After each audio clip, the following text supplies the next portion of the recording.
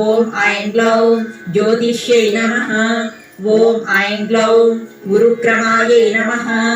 ॐ ऐं ग्लौं सुप्रतीकायै नमः ॐ ऐं ग्लौं सुरायै नमः ॐ ऐं ग्लौं हव्यवाहायै नमः ॐ ऐं ग्लौं प्रलापिन्यै नमः ॐ ऐं ग्लौं सपस्यै नमः ॐ ऐं ग्लौं माधवन्यै नमः ॐ ऐं ग्लौं शिशिरायै नमः ॐ नमः ॐ ऐं ग्लौं ॐ ऐं ग्लौं शुचायै नमः ॐ ऐं ग्लौं शोकायै नमः ॐ ऐं ग्लौं सुत्यै नमः ॐ ऐं ग्लौं भेक्यै नमः ॐ ऐं ग्लौं भिद्यै नमः ॐ ऐं ग्लौं भग्यै नमः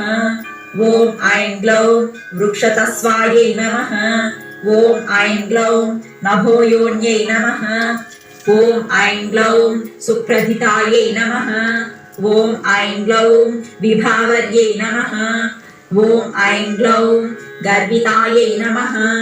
ॐ ऐं ग्लौं गुर्विण्यै नमः।